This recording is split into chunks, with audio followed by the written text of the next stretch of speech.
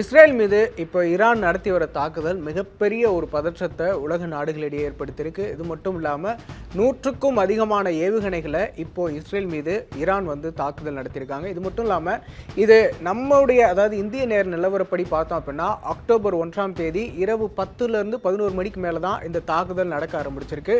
இந்த விஷயம் அதாவது ஈரானுக்கும் இஸ்ரேலுக்கும் இடைப்பட்ட தூரம் பார்த்தோம் அப்படின்னா கிட்டத்தட்ட 2000க்கும் அதிகமான கிலோமீட்டர்.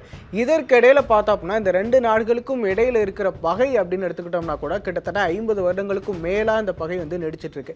இந்த ஈரானுக்கும் இஸ்ரேலுக்கும் இருக்கிற பிரச்சனை என்ன? இது கிட்டத்தட்ட இப்போ கடந்த காலங்களில் நடந்து வந்த பிரச்சனை. கடந்த ஒரு வருடங்கள்ல இந்த விஷயங்கள்ல என்னென்னலாம் நடந்தது அப்படிங்கிறதான் இந்த வீடியோல பார்க்க போறோம்.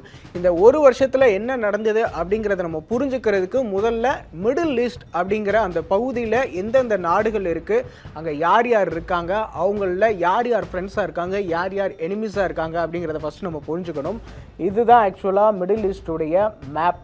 மிடில் ஈஸ்டில் இருக்கிற நாடுகளுடைய எண்ணிக்கை இதுதான் ஆக்சுவலாக. இதில் பார்த்தோம் அப்படின்னா பெரும்பாலான நாடுகள் ஆக்சுவலாக இஸ்லாமிய ஆதரவு நாடுகளாக தான் இருக்காங்க, அல்லது இஸ்லாமிய குடியரசு நாடுகளாக தான் இருக்காங்க அப்படின்னு சொல்லலாம்.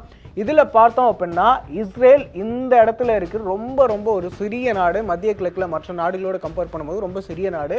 அதற்குள்ள ஒரு சிறிய அளவில் பகுதியில் தான் இப்போது பாலஸ்தீன் இருக்குது. பாலஸ்தீன் ஆக்சுவலாக இப்போ இஸ்ரேல் இருக்கிற பகுதி முழுக்க ஒரு காலத்தில் பாலஸ்தீன் இருந்தாங்க. இப்போது அவங்க பாலஸ்தீனுடைய பெரும்பாலான நிலங்களை இஸ்ரேல் ஆக்கிரமிச்சிட்டாங்க அப்படிங்கிறதான் இன்னைக்கு இருக்கிற ஒரு மிகப்பெரிய குற்றச்சாட்டு. அதற்கு எதிராக தான் இப்போ இவ்வளோ பெரிய கிளர்ச்சியே நடந்துட்டு இருக்கு. கிட்டத்தட்ட 50 வருடங்களுக்கும் மேலாக நடந்துட்டு இருக்குது இந்த போர் அப்படின்னு சொல்லலாம். இன்னைக்கு நம்ம பார்க்கும்போது நேரடியாக வான்வழி தாக்குதல், படை வச்சு தாக்குதல் நடத்திட்டு இருக்கலாம். ஆனால் மறைமுகமாக இந்த போர் கிட்டத்தட்ட 50 வருடங்களுக்கும் மேலே நடந்துட்டு தான் இருக்கு. இதில் பார்த்தோம் அப்படின்னா இந்த சிறிய பகுதி இருக்கு இல்லையா, இதுதான் ஆக்சுவலாக இஸ்ரேல். இதற்கு மேலே இருக்கிற இந்த பகுதி லெபனான், இது Syria, Jordan, Iraq and Iran. நல்லா பார்த்துக்கோங்க. இஸ்ரேலுக்கும் ஈரானுக்கும் இடையில கிட்டத்தட்ட 2 நாடுகள் இருக்கு. ஈரான் இருக்கு, ஜோர்டன் இருக்கு அண்ட் சிரியா இருக்கு. இதற்கு கீழே சவுதி அரேபியா இருக்கு அண்டு அதற்கும் கீழே பார்த்தோம் அப்படின்னா ஏமன் அண்ட் ஓமன். ஸோ இந்த நாடுகளில் எங்கெங்கேருந்து யார் யார் இருக்காங்க அப்படின்னு நம்ம புரிஞ்சுக்கிட்டோம் அப்படின்னா இந்த பகுதிகளில் பெரும்பாலான இது இருக்காங்க. ஆக்சுவலாக இந்த ஆயுத குழுக்கள் இருக்காங்க. அவங்கள பெரும்பாலான நாடுகள் தீவிரவாத குழுக்கள்னு சொல்கிறாங்க. இன்னும் சில நாடுகள் போராட்ட குழுக்கள், ஆயுத குழுக்கள் அப்படின்னும் சொல்கிறாங்க, ஆயுதம் ஏந்திய குழுக்கள் அப்படின்னும் சொல்கிறாங்க. இதில் பார்த்தோம் யார் யார் எங்கெங்கே இருக்காங்க அப்படின்னு பார்த்தோன்னா இந்த நாடு லெபனான். இந்த லெபனானில் தான் ஹெஸ்புல்லா அந்த ஆயுதம் ஏந்திய குழுக்கள் இருக்காங்க. ஸோ ஹமாஸ் எங்கே இருக்காங்க அப்படின்னு பார்த்தோன்னா இஸ்ரேலுக்குள்ளே இருக்கிற இந்த குட்டி, இந்த ரொம்ப ரொம்ப சிறிய பகுதி, இந்த இடத்துல இருக்காங்க. ஹமாஸ் இங்கே இருக்காங்க. அதே போல் இங்கே வெஸ்ட் பேங்க் அப்படிங்கிற இடத்துலையுமே இருக்காங்க. இது மட்டும் இல்லாமல் இங்கே லெபனானில் ஹெஸ்புல்லா இருக்காங்க.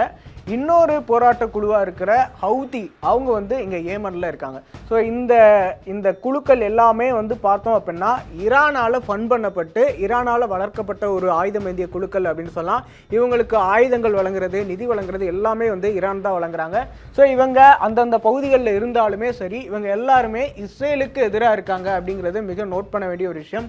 எதனால் இஸ்ரேலுக்கு எதிராக இருக்காங்க அப்படின்னு பார்த்தோன்னா அவங்க எல்லாருமே இஸ்லாமிய புரட்சி குழுக்களும் அப்படின்மே கூட சொல்லலாம். அவங்க எல்லாருமே இஸ்லாத்துக்கு எதிராக இருக்கிற விஷயங்களை அதாவது இஸ்லாத்தை அப்ரோஸ் பண்ற மாதிரியான விஷயங்கள் ஏதாவது நடந்தால் அதற்கு எதிராக குரல் கொடுக்கக்கூடியவங்க, அதற்கு எதிராக ஆயுதம் ஏந்தி போராடக்கூடியவங்க. ஸோ அப்படி பார்க்கும்போது பாலஸ்தீன ஆதரவு அவங்கள்ட்ட அதிகமாக இருக்குது, அந்த ஆயுதம் ஏந்திய குழுக்கள்கிட்ட. அதனால அவங்க பாலஸ்தீனத்துக்கு ஆதரவு தெரிவித்து தொடர்ந்து இஸ்ரேலுக்கு எதிராக செயல்பட்டு வராங்க. ஸோ இதுதான் ஆக்சுவலாக மிடில் ஈஸ்டில் இருக்கிற மேப். இதை வெஸ்டர்ன் கண்ட்ரீஸில் மிடில் ஈஸ்ட் அப்படின்னு சொல்லுவாங்க. நம்ம சைடில் அதாவது இந்தியா சைட்ல இருந்து பார்க்குறோம் அல்லது வெஸ்ட் ஏசியாவிலேருந்து பார்க்குறோம் அப்படின்னா இது வெஸ்ட் ஏசியா அப்படின்னு சொல்லுவோம். ஸோ இந்த நாடுகள் தான் ஆக்சுவலாக இந்த மேப்பை நல்லா பார்த்துக்கோங்க. இந்த மேப்பை புரிஞ்சுக்கும் போது தான் இந்த விஷயங்களை நம்ம ஈஸியாக புரிஞ்சுக்க முடியும். அடுத்ததாக பார்த்தோம் அப்படின்னா அக்டோபர் 8ஆம் தேதி தான் இப்போ ரீசெண்டாக இந்த பிரச்சனை பெரிய பூதாகாரமாக வெடிக்க ஆரம்பிச்சது. அக்டோபர் 8ஆம் தேதி என்ன நடந்தது அப்படின்னு பார்த்தோன்னா இந்த ஹமாஸ் ஆயுதம் ஏந்திய குழுக்கள் இருக்காங்கன்னு சொன்னேன் இல்லையா, அவங்க இந்த இஸ்ரேலில் இருக்கிற ஒரு சிறிய பகுதியான காசா, அந்த பகுதி பாலஸ்தீன பகுதியில் இருக்காங்க. பாலஸ்தீன கண்ட்ரோலில் இருக்க பகுதியில் அவங்க அங்கேருந்து இஸ்ரேல் மேலே அட்டாக் பண்ணுறாங்க அக்டோபர் 8ஆம் தேதி. இந்த அக்டோபர் 8ஆம் தேதி 2023 வருஷம். ஏன் அக்டோபர் 8ஆம் தேதி அவங்க அட்டாக் பண்ணாங்க அப்படின்னா அக்டோபர் 8ஆம் தேதி கிட்டத்தட்ட 50 வருடங்களுக்கு முன்ன கிட்டத்தட்ட 47-50 வருடங்களுக்கு முன்ன அதே நாளில் வந்து ஏற்கனவே இஸ்ரேல் மீது பாலஸ்தீன குழுக்கள் அதாவது ஹமாஸ் வந்து ஒரு தாக்குதல் நடத்தியிருந்தாங்க. அதில் வந்து பல பேர் உயிரிழந்தாங்க. அதை நினைவுபடுத்துகிற ஒரு விதமாகவும் பாலஸ்தீன விடுதலை உணர்வை திரும்பவும் தூண்டணும் அப்படிங்கிற உணர்வுலையுமே வந்து அக்டோபர் 8ஆம் தேதியை தேர்ந்தெடுத்து இந்த தாக்குதல் 2023 நடத்தினாங்க. இந்த தாக்குதல் நடந்த அந்த பிக்சர் தான் இந்த பிக்சர். ஸோ இந்த விஷயத்தில் பார்த்தோம் அப்படின்னா அக்டோபர் 8ஆம் தேதி 2023 இந்த ஹமாஸ் வந்து இஸ்ரேல் மீது தாக்குதல் நடத்தினது ஒரு மிகப்பெரிய சர்வதேச அளவில் பெரிய விஷயமா பேசப்பட்டது. ஏன் அப்படின்னா ஹமாஸ் வந்து ஆக்சுவலாக இஸ்ரேலுடைய படைப்பிரிவு முன்னாடி ரொம்ப ஒரு சிறிய படை அப்படின்னே சொல்லலாம். அவங்க வந்து இஸ்ரேலுடைய தலைநகர்லேயே வந்து அட்டாக் பண்ணுறது இஸ்ரேலுக்கு ஒரு பெரிய அவமானமாக பார்க்கப்பட்டது. அப்படி இருக்கிற பட்சத்தில் அதற்கு பதிலடி கொடுப்போம் அப்படின்னு வந்து இஸ்ரேல் வந்து ரொம்ப பகிரங்கமாக வந்து அந்த நேரத்தில் பேசிகிட்டு இருந்தாங்க. அந்த நேரத்தில் ஹமாஸ் உள்ளிட்ட பல ஆயுத குழுக்களுக்கு நிதி வழங்குறது ஈரான் தான், ஆயுதம் வழங்குறது ஈரான் தான், அவங்கள வளர்த்து விடுறதும் ஈரான் தான். ஸோ அப்படின்னு சொல்லி ஏற்கனவே வந்து அந்த அக்டோபர் 8ஆம் தேதி இந்த தாக்குதல் நடக்குது அப்படின்னா அக்டோபர் 28ஆம் தேதி இஸ்ரேலுடைய பிரதமர் பெஞ்சமின் நெத்தன்யாகு இப்படி ஒரு குற்றச்சாட்டு, அதாவது ஈரான் மேலே ஒரு பெரிய குற்றச்சாட்டை வச்சாரு. அப்போவே ஈரானுக்கும் இஸ்ரேலுக்கும் இடையில் ஒரு நேரடியான வார்த்தை போர் தொடங்கிருச்சு அப்படின்னு சொல்லலாம். இது மட்டும் இல்லாமல் இந்த போர் வந்து இந்த வார்த்தை போர்னால தான் தொடங்குச்சு அப்படின்னு கிடையாது. இன்னொரு மிக முக்கியமான விஷயம் என்ன அப்படின்னு பார்த்தோன்னா கிட்டத்தட்ட 40-50 வருடங்களுக்கு முன்னவே வந்து இஸ்ரேலுக்கும் ஈரானுக்கும் இடையில மிக மோசமான ஒரு மோதல் தான் வந்து நிகழ்ந்துட்டு வருது. ரெண்டு பேருக்கும் இடையில பனிப்போர் அப்படின்னு சொல்லலாம். இந்த ரெண்டு நாடுகளுமே வந்து ஒருத்தருக்கு ஒருத்தர் விட்டு கொடுத்து போகிறதும் கிடையாது, ஒருத்தருக்கு ஒருத்தர் அமைதியை விரும்புறதும் கிடையாது. இதனாலேயே வந்து மத்திய கிழக்கில் எந்த நேரமே வந்து ஒரு அமைதி இல்லாத ஒரு சூழல் தான் இருக்குது. என்ன காரணம் அப்படின்னு பார்த்தோன்னா மத்திய கிழக்கில் இன்னைக்கு வந்து இஸ்ரேல் வந்து ஒரு மிகப்பெரிய சக்தியாக இருக்காங்க, ஒரு பயங்கரமான வளர்ந்த ஒரு நாடாக இருக்காங்க. இது மட்டும் இல்லாமல் அமெரிக்காவுடைய ஒரு குழந்தையாக தான் வந்து இஸ்ரேல் வந்து பார்க்கப்படுது. அதனால் அமெரிக்கா சூப்பர் பவருடைய சப்போர்ட் வந்து இஸ்ரேலுக்கு வந்து தொடர்ந்து கிடச்சிட்டே இருக்கிறதால இஸ்ரேல் வந்து தொடர்ந்து வளர்ந்துட்டே இருக்காங்க. ஆனால் ஈரான் எடுத்துக்கிட்டோம் அப்படின்னா ஈரான் வந்து அமெரிக்காவுக்கு எதிரான ஒரு ஸ்டாண்டில் இருக்கிறவங்க. இன்றைக்கும் ஈரான் மேலே பல பொருளாதார தடைகள் அமெரிக்கா வந்து விதிச்சிருக்காங்க. அப்படி இருக்கும்போது ஈரான் வந்து அமெரிக்காவுக்கு அகென்ஸ்டாக இருக்காங்க. அதனால் வந்து அவங்களுடைய பொருளாதார வளர்ச்சியுமே வந்து ரொம்ப வீக்காக தான் இருக்குது. ஆனால் ஈரானுடைய ஆசை என்ன அப்படின்னு பார்த்தோன்னா உலகத்திலே தோன்றின முதல் நாடாக வந்து ஈரான் தான் கருதப்படுது. ஸோ அப்படி இருக்கிற பட்சத்தில் இந்த ஏரியாவில் அதாவது மத்திய கிழக்கில் மிடில் ஈஸ்டில் நம்ம ஒரு சூப்பர் பவராக இருக்கணும் அப்படின்னு தான் சொல்லி அவங்க விரும்புகிறாங்க. அதற்கு வந்து தடையாக இருக்கிறது இஸ்ரேல். ஸோ அதனாலேயே அவங்களுக்குள்ள ஒரு பெரிய குழப்பம். ஸோ அக்டோபர் 8ஆம் தேதி அந்த தாக்குதல் வந்து ஹமாஸ் நடத்தினதுக்கு பிறகு வந்து இஸ்ரேலுடைய பிரதமர் பெஞ்சமின் நெத்தன்யாகு அக்டோபர் 28ஆம் தேதி இப்படி ஒரு குற்றச்சாட்டை வைக்கிறார், ஈரான் தான் வந்து இவங்களை வளர்த்து விடுறாங்க அப்படின்னு. இதற்கடுத்து பார்த்தோம் அப்படின்னா ஹமாஸ் வந்து இஸ்ரேல் மேலே தாக்குதல் நடத்துகிறாங்க. இதற்கு பிறகு அக்டோபர் மாதம் இப்படி ஒரு தாக்குதல் நடக்குது அப்படின்னா அடுத்து பார்த்தோம் அப்படின்னா ஜனவரி மாதம் இன்னொரு விஷயம் நடக்குது. ஈரானுடைய பாதுகாப்பு படைப்பிரிவினர்கள் 5 பேர் வந்து இஸ்ரேலால் கொல்லப்படுறாங்க. இதற்கு வந்து இஸ்ரேலுக்கு எதிராக வந்து ஈரான் கடுமையான ஒரு எதிர்ப்பை வந்து தெரிவிக்கிறாங்க. அந்த நேரத்தில் இது ஜனவரி மாதம் நடக்குது. ஆனால் இதற்கு வந்து இஸ்ரேல் தான் வந்து அவங்களை கொன்னாங்க அப்படிங்கிறதுக்கான குற்றச்சாட்டுகளுக்கு ஆதாரமாக எந்த ஒரு விஷயமே இல்லை அப்படின்னு வந்து யூஎஸ் வந்து இந்த நேரத்தில் பேசியிருந்தாங்க. இதற்கடுத்து பார்த்தோம் அப்படின்னா நாங்கள் இதற்கு வந்து பதிலடி கொடுத்தே தீர்வோம் அப்படின்னு வந்து இஸ்ரேலுக்கு எதிராக வந்து ஈரான் பேசியிருந்தாங்க. ஆனால் அதற்கு முன்னே இன்னொரு விஷயம் நடந்தது. ஈரானுடைய எம்பசி ஈரானால் அட்டாக் பண்ணப்பட்டது. இது நடந்த நாள் என்ன அப்படின்னு பார்த்தோன்னா ஜனவரி மாதம் வந்து ஆக்சுவலாக வந்து ஈரானுடைய படைப்பிரிவு தலைவர்கள் கொல்லப்படுறாங்க. அதற்கு வந்து பதிலடி கொடுப்போம் அப்படின்னு வந்து ஈரான் சொல்கிறாங்க. ஆனால் ஏப்ரல் மாதம் ஈரான் வந்து நேரடியாக எந்த ஒரு தாக்குதலும் இறங்காமே இருந்தாங்க. இதற்கடுத்து ஒரு 3 மாதத்தில் பார்த்தோம் அப்படின்னா ஈரானுடைய எம்பசி இஸ்ரேலால் வந்து தாக்கப்படுது அப்படின்றதுமே வந்து இதுவுமே வந்து பயங்கரமாக வந்து ஈரானுக்கு ஒரு பெரிய பின்னடைவாக பார்க்கப்படுது. என்ன காரணம் அப்படின்னு பார்த்தோன்னா அங்கே இருக்கிற மக்கள் வந்து பயங்கரமாக வந்து கொந்தளிக்க ஆரம்பிச்சிட்டாங்க. இந்த மாதிரி நம்ம நாட்டு மேலேயே வந்து மிசைல் வீச ஆரம்பிச்சிட்டாங்க, நீங்கள் என்ன பண்ணிட்டு இருக்கீங்க அப்படிங்கிற ஒரு பெரிய கொந்தளிப்பு வந்து அந்த நாட்டு மக்களுக்குள்ளே எழுத ஆரம்பிச்சிருச்சு. உடனே இதற்கு வந்து உள்நாட்டு கிளர்ச்சியுமே வந்து ஆக்சுவலாக ஈரானுக்குள்ளே நிறைய உட்பிரிவுகள் இருக்குது. அவங்களுக்குள்ளே வந்து ஒரு சில உள்நாட்டு கிளர்ச்சிகளும் வந்து அப்பப்போ தோன்றிக்கிட்டே இருக்கும். இதையே கண்ட்ரோல் பண்ணுறதுக்காக வந்து ஈரான் வந்து தொடர்ந்து அவங்க உள்நாட்டு பிரச்சனைகள்லையுமே வந்து கவனம் செலுத்த வேண்டியிருக்கு. இப்படி இருக்கிற பட்சத்தில் இஸ்ரேல் வந்து ஈரானுடைய எம்பசி அட்டாக் பண்ணதும் அது இன்னும் மக்களுக்குள்ள பெரிய கிளர்ச்சியா மாற ஆரம்பிச்சிருச்சு. அவங்களுக்குள்ள வந்து ஒரு தேசியவாத உணர்வை தூண்டுற ஒரு விஷயமா அது மாறவும் கண்டிப்பா வந்து நம்ம இஸ்ரேலை வந்து திரும்ப அட்டாக் பண்ணியே ஆகணும் அப்படின்னு சொல்லி மக்களுக்குள்ள ஒரு கொந்தளிப்பு ஏற்படவும் இதற்கு பதிலடி கொடுக்கிற விதமா வந்து ஈரான் வந்து அவங்களுடைய அட்டாக்கை ஸ்டார்ட் பண்றாங்க. ஸோ இதற்கடுத்து ஈரான் வந்து அவங்களுடைய பதில் தாக்குதலை மக்கள் கொந்தளிப்புல இருக்கனால கொடுத்தே ஆக வேண்டிய கட்டாயத்துக்கு தள்ளப்படுறாங்க. அந்த நேரத்தில் என்ன பண்றாங்க அப்படின்னு பார்த்தோம்னா ஏப்ரல் 13ஆம் தேதி இஸ்ரேல் மேல ஒரு தாக்குதல் வந்து நடத்துறாங்க, ஈரான் நடத்துறாங்க. அதுல பார்த்தோம் அப்படின்னா அந்த பிக்சர் தான் இது. ஆக்சுவலா இதுல பார்த்தோம் அப்படின்னா இதுல வந்து பெரிய அளவிலான எந்த ஒரு பாதிப்புமே வந்து இஸ்ரேலுக்கு ஏற்படல. மக்களுடைய கொந்தளிப்பு இருந்ததால வந்துட்டு இவங்க மக்களை சமாளிக்கிறதுக்காக தான் வந்து இந்த தாக்குதல் நடத்தினாங்க அப்படின்னே வந்து ஒரு சொல்லப்பட்டது அந்த நேரத்தில். ஏன் அப்படின்னா ஈரானுக்கு வந்து நிறைய சிக்கல்கள் இருக்கு, ஏற்கனவே பொருளாதார தடைகள் இருக்கு. இது மட்டும் இல்லாமல் என்னதான் இஸ்ரேலுக்கு எதிராக வந்து எல்லா இஸ்லாமிய நாடுகளும் இருந்தாலும் ஈரானுக்கு நேரடியாக சப்போர்ட் பண்ணுறதுக்குன்னு எந்த நாடுகளும் அந்த நேரத்தில் குரல் கொடுக்கல, இப்பவும் கூட குரல் கொடுக்கல அப்படின்னு சொல்லலாம். ஏன் அப்படின்னா அதாவது அவங்க கருத்து ரீதியாக வந்து குரல் கொடுப்பாங்க, ஈரானுக்கு நாங்கள் சப்போர்ட் பண்ணுறோம் அப்படின்னு வாயை திறந்து கூட சொல்லாத நிலை தான் இருந்தது. ஆனால் மறைமுகமாக இஸ்ரேல் வந்து தொடர்ந்து எதிர்க்கிறாங்க, அதற்கு மறைமுகமாக ஈரானுக்கு ஆதரவு அப்படின்னு தான் எடுத்துக்க முடியும்.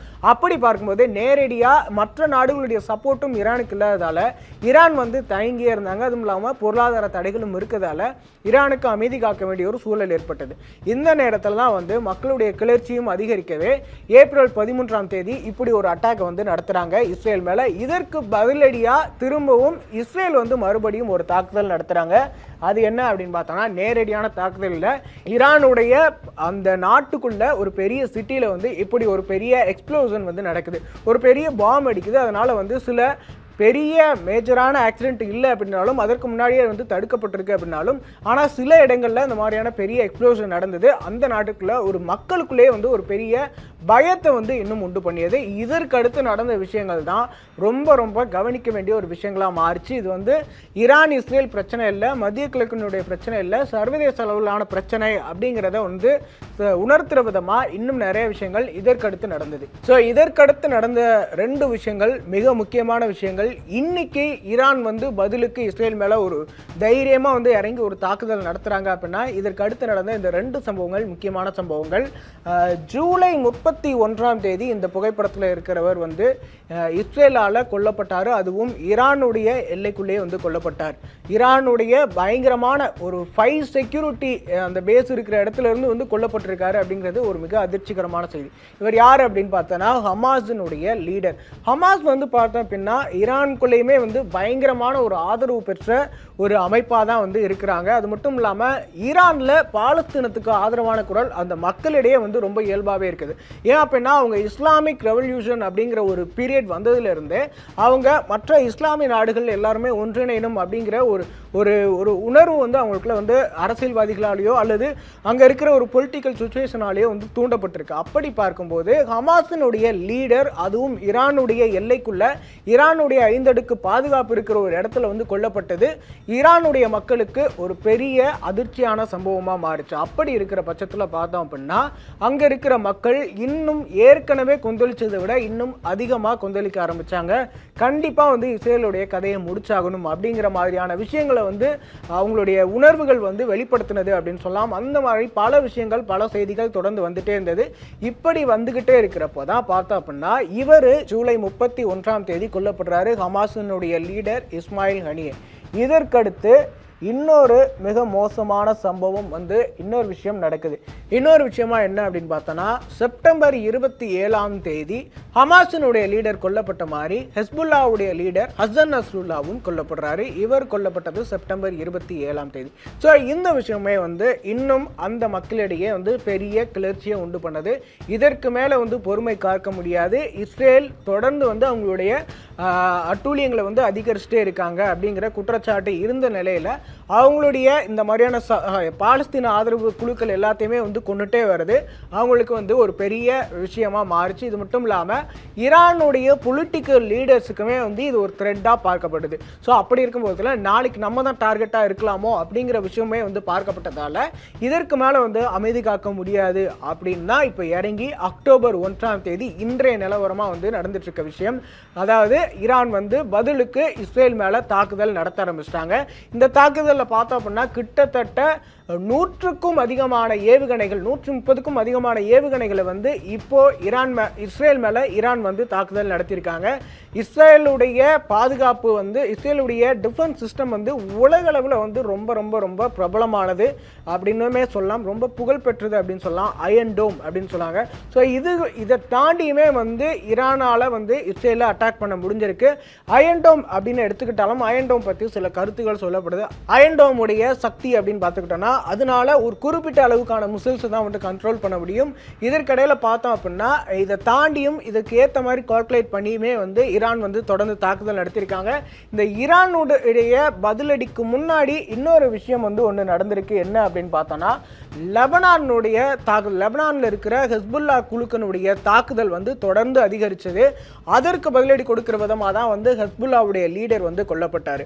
ஸோ இப்படிலாம் நடந்ததுக்கு பிறகுதான் வந்து அக்டோபர் 1ஆம் தேதி வந்துட்டு அக்டோபர் 1ஆம் தேதி இப்போ நடந்துட்டு இருக்க நிலவரப்படி அக்டோபர் 1ஆம் தேதி ஈரானுடைய பதில் தாக்குதல் வந்து தொடர்ந்துருக்கு. இன்னும் அடுத்து என்னென்ன நடக்கும் அப்படிங்கிறது வந்து ரொம்ப ஒரு அதிர்ச்சிகரமான விஷயமா தான் இருக்கு. ஏன் அப்படின்னு பார்த்தோன்னா தொடர்ந்து இஸ்ரேலுக்கு எதிராக வந்து பல நாடுகள் வந்து கண்டனம் தெரிவிச்சிட்டு இருக்காங்க. பாலஸ்தீன விடுதலையும் பேசிட்டு இருக்காங்க. ஹமாஸுடைய பல அப்பாவி மக்கள் கொல்லப்பட்டாங்க, லெபனான்ல அப்பாவி மக்கள் கொல்லப்பட்டாங்க. இப்போ அடுத்து ஈரான் மேலையும் வந்து தாக்குதல் நடத்துறதுக்கு இஸ்ரேல் வந்து ரெடி ஆயிட்டு இருக்காங்க அப்படின்னு சொல்லப்படுது. ஸோ அப்படி இருக்கிற பட்சத்தில் தொடர்ந்து இந்த நாடுகளுக்கு இடையில இருக்கிற ஒரு அரசியல் பிரச்சனைகளை தாண்டி பொதுமக்கள் கொல்லப்படுறதுக்கு எதிராகவுமே வந்து பல நாடுகள் குரல் கொடுத்துட்டு இருக்காங்க. இந்த போர் நிறுத்தம் நடைபெற்றே ஆகணும் அப்படின்னுமே வந்து யுஎஸ் உள்ளிட்ட பல நாடுகளுமே வந்து குரல் கொடுக்குறாங்க. அப்படி இருக்கிற பட்சத்தில் இஸ்ரேல் அடுத்து என்ன நடவடிக்கை எடுக்க போகுது அப்படிங்கிறதுமே வந்து ஒரு பெரிய அதிர்ச்சியான ஷாக்கிங்கான நியூஸாக தான் இருக்கும் அப்படின்னுமே வந்து சொல்லப்படுது. ஏன் அப்படின்னா இது வரைக்குமே வந்து ஈரான் இறங்கி அடிக்கலை, ஆனால் இப்போ ஈரான் இறங்கி தாக்குதல் நடத்திருக்குது. இஸ்ரேலுக்குமே வந்து ஒரு பெரிய அவமானகரமான ஒரு விஷயமா தான் பார்க்கப்படுது. அதனால அடுத்து என்ன நடக்குது அப்படிங்கிறத தெரிஞ்சுக்கிறதுக்கு தொடர்ந்து ஒன் இந்தியாவோட இணைச்சிருங்க.